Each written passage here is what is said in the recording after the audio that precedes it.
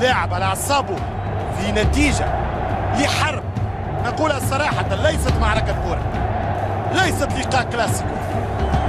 الريال والبارسا كرة وأشياء أخرى. هي حرب السياسة، هي لغة الاقتصاد، هي حرب الثقافات، هي نظرة الاستقلال، هي صراع المدن وصراع الكبرياء. الريال والبارسا الكلاسيكو والحدث من ستذكره الأجيال في القرون القادمة يا مدريد. وأنت يا بارسا كرة مقتل اليوم، حرب اليوم، معركة الليلة في نيو كامب، معركة الأول ستارز أو النجوم. هي مباراة الإخوة الأعداء، هو لقاء من يتمنى فيه الأول للثاني الزوال من عالم كرة القدم، في لقاء ترفض فيه الهزيمة ويمجد به الانتصار.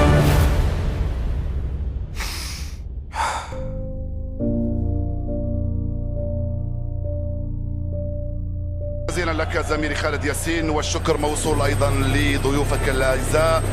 اسعد الله مساكم بكل الخير مشاهدينا المحترمين الاوفياء لقنوات بين سبورتس. مرحبا بكم الى النقل المباشر والحصري لكلاسيكو الريال والبارسا الذي يتعرض كما تعلمون للاسف للسرقه والقرصنه المنظمه مع سبق الاصرار لحقوق ملك لقنوات بين سبورتس وملك للمشاهدين المحترمين في منطقه الشرق الاوسط وشمال افريقيا، وستبقى كذلك باذن الله لسنوات قادمه من خلال مجموعه قنوات توفر للمشاهد كل الاحداث الرياضيه العالميه في باقه واحده. لاعبي فريق ريال مدريد معروفه منظومتهم الدفاعيه، لانه من يتحدث عن الريال الكره خطيره، كره رائعه جدا من ليو رونالدو ولوكا مودريتش في القائمه الثانيه، رونالدو وبين احضان تير شتيجن. ممكن كرتين متتاليتين؟ لا، يعني كرة أولى لم نكن منظمين، الثانية صعب أنك تترك رونالدو بهذا الشكل يصعد. سيرجي دخل، روبرتو مازال، سيرجي روبرتو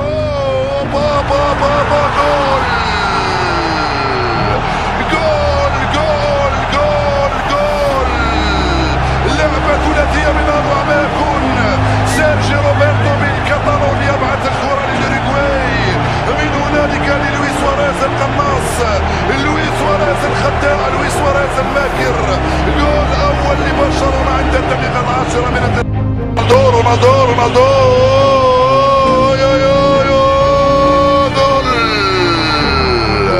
هدف التعديل للريال، البلدوزر رونالدو هو الذي عدل النتيجة للريال.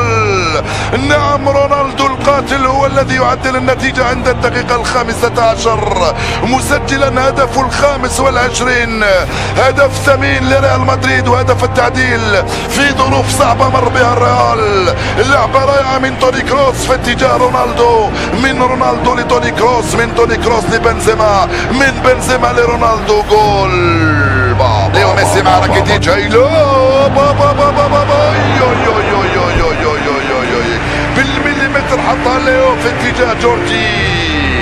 رائعة التمريرة وصلت لناتشو من هنالك على الجهة اليمنى، ناتشو ورونالدو. ايضا فراغات فادحة في دفاع برشلونة.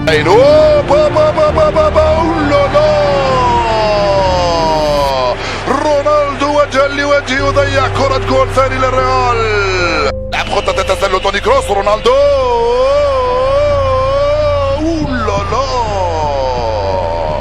كرة ثانية ضاع من رونالدو في ظرف 3 دقائق.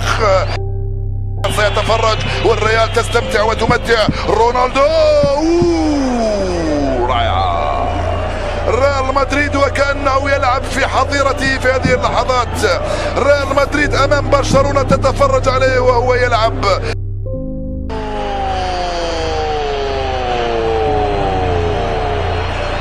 البطاقة يخرجها حكم المباراة في وجه سيرجي روبرتو، هي الحمراء عند الدقيقة 45 من عمر المباراة، والذي يندد ويتبرأ من كل أعمال السرقة والاحتيال التي تمارسها جهات تنقل إشارة البيين باستديوهاتها وبرامجها ومبارياتها دون أي خجل أو وازع أخلاقي.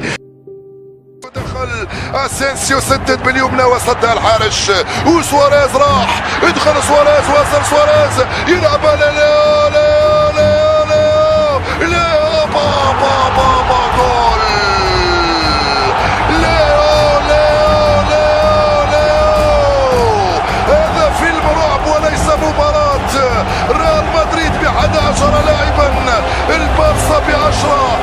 ولكن ميسي يسوى 10. هل اخطأ سواريز ام لا؟ الحكم قال لا.